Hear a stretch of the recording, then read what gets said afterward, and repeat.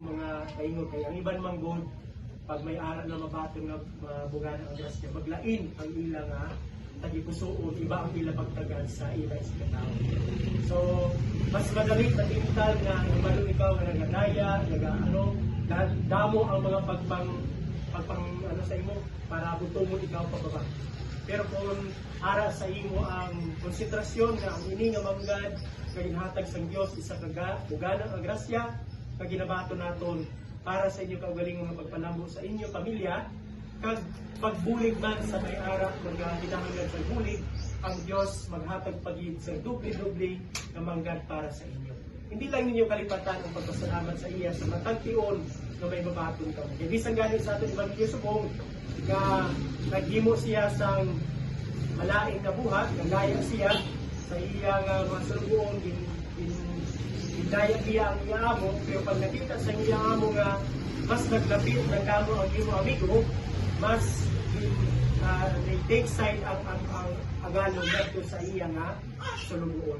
Amo man ini sa aton, kung magdamo ang aton kilala, magdamo ang aton amigo, mas madamo ang magpalapit sa sininyo nga tindahan, sa inyong pulihan. Bangod ina, hindi bangod kay kanang na ano ka mo, kundi bangod kay gawas nga mayat ang inyong presyohan sa inyong hindi madaya ang inyong pagpapresyo mga muyo kita kung Ginoong Jesucristo ikaw ang nagmando sa mga apostoles sa pagpangamuyo nga ang paglait kalinong mag-aabot sa tanan nga pangimalay nga ila magtuman nagpapangalayo kita sila ko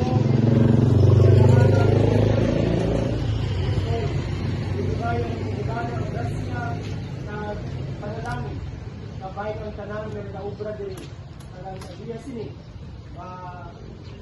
makapamuot sa imo bangod sa ila paghimo sa maayo nga may pagdiliwatan pagi kay si Kristo maamo Ginoo.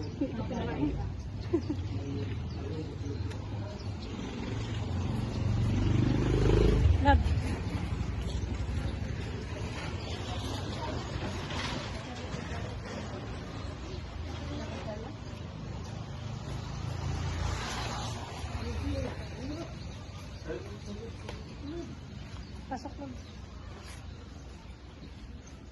Ginpakita ni Jesus ang dignidad sang pagpangabudlay.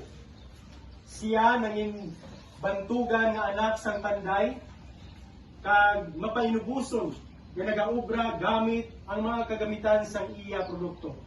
Paagi sa iya mga kamot nabaton naton ang panalangin sang Dios sa aton kaugalingon kag sa iba. Mga muyo kita para sa tanan nga nagaubra diri kag sa tanan nga mag-aambit sang bunga sa ila pagpangabudlay. Ang Ginoo mangyara sa inyo. Mangyara man sa inyo.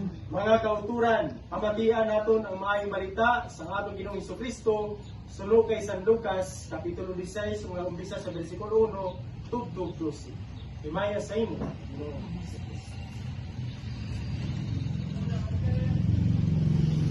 Ang layawong na sinugyanan. Nagsugis ni Jesus ang iya paanggid sa iya mga sumulunod.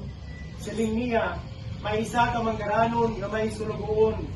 Nga gintugyanan niya sa iya mga pagkabutang. Karon may nagsugid sa manggaranon ng iya pagkabutang. Ginausikan lang sa iya tinugyanan nga sulugoon. Yani ginpatawag niya siya kaginhambalan. Anong ining nabalitaan ko nga ginausikan mo lang ang akong pagkabutang. Maayo pa nga magsumahay kita parte sa akong pagkabutang kay haling subong pahalinon ko na ikaw. Tungod nga ginapahalin na siya sa iya ganon nagsiling siya sa iya kaugalingon. Ano ba na ang akong himuon? Hindi ako makasarang sa mabugat nga mga obra pareho sang pagkutkot sang buho kag nahuya man ako nga magpakalupit. Nahibaluan ko na kung ano ang akong himuon agud nga bisan pahalinon ako sa akong agalon may makatuan ako nga mga tao nga magabatong sa akon sa ilang mga balay. Ang iya ginhimo isa-isa niya nga ipatawag ang mga may utang sa iya agalon. Nagpamangkot siya sa nahauna. Pila imuutang sa aton agalon. Nagsabat siya, Isa ka gatos, kalata, galana, sang ulibo. Nagsiling ang tinubyanan sa iya, sige, ari ang lista sa imo utang. Pungko kay isulat ya 50. Pagkatapos nagpamangkot siya sa ikaduha, pila ang imo utang sa akon agalon. Nagsabag siya, 100 kasako nga trigo. Sige, ari ang lista sa imo utang, isulat nga 80 lang ka sako. Pagkahibalo sa agalon sa iya ginhimo, gindayaw niya ang dayaon nga tinubyanan, tungod nga maayo siya magpadihot. Kaya ang mga tao nga sa kalibutan nga mas maayo magpadihot sa ila isig katao sa mga tao nga pasanagan sa nasang Dios. Gani sugiron ka kumo, bisan matuod nga ang manggad nga ginagamit sa pagpangdaya, gamitan ninyo ini sa pagpakigamigo agod pag-abot sang adlaw nga wala na ini nga manggad, batunon nila kamo didto sa puluyan nga wala sing katapusan. Ang tao nga masaligan sa gagmay nga mga butang, masaligan sa dalagko nga mga butang. Ang tao nga madaya sa gagmay nga mga butang, nagadaya man sa dalagko nga mga butang. Gani, kung hindi kamo masaligan sa manggad sa kalibutan nga hindi inyo, sino ang magtugyan sa inyo sa matuod nga gid nga manggad nga ginpreparar para sa inyo? Mga kauturan, ang Ebanghelyo ng Ginoong Jesucristo. Gamay lang napon nga pahinumdum o aton refleksyon sa sini aton pinabasa nga ang aton manggad